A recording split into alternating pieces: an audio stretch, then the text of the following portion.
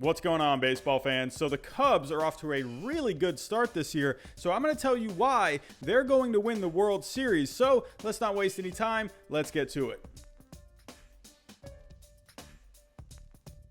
Many people seem to forget that this Cubs offense is still very good. In 2019, the offense ranked 10th in runs scored and 11th in WRC+.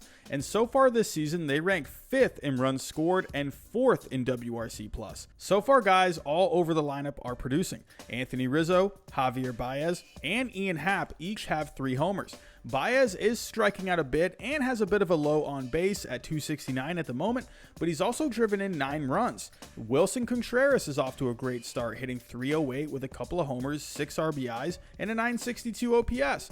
Ian Happ, like I mentioned, has those 3 homers, but he also has a team best 1.047 OPS.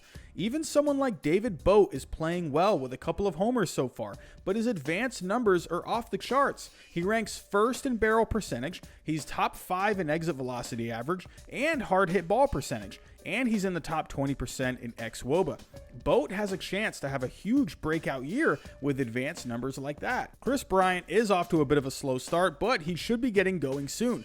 Overall, this Cubs offense is no joke, and while it may not be as good on paper as, say, the Dodgers, Yankees, or Astros offense, it's still full of talent and guys are producing.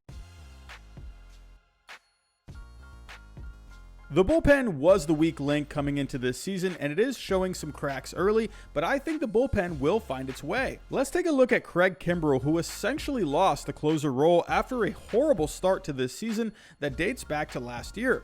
The main cause of his struggles are due to a mechanical issue that involves his arm path and release point that affects both his command and control.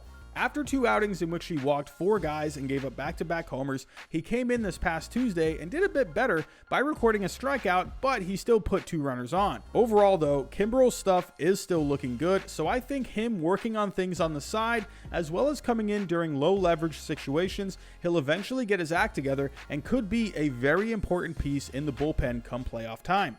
As Kimbrel continues to work on his issues, there are a couple of other guys in the bullpen that are stepping up, like Rowan Wick, who has 2 saves and hasn't given up a run so far, Jeremy Jeffress, who's pitched 6 innings and hasn't even allowed a hit yet.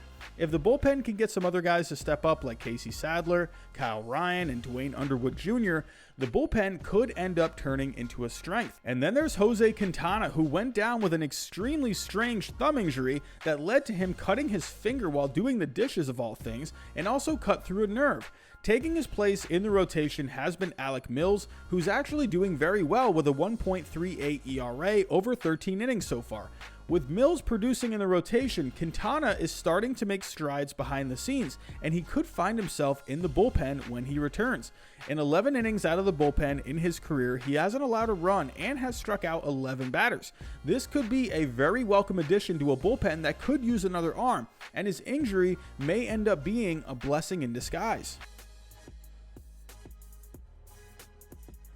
Let's save the best for last, and that's the starting pitching. Coming off a year in which the Cubs starting pitching sputtered in the second half of the season, it still looked very good on paper coming into this year due to these guys' track records. Kyle Hendricks has averaged a 3.15 ERA and a 3.51 FIP for his career.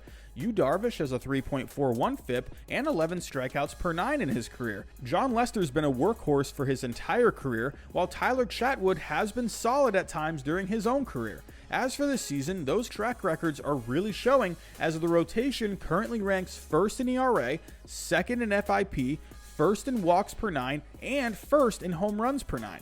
If this rotation can be like this for the whole season and carries into the postseason, it will be a huge advantage for this team.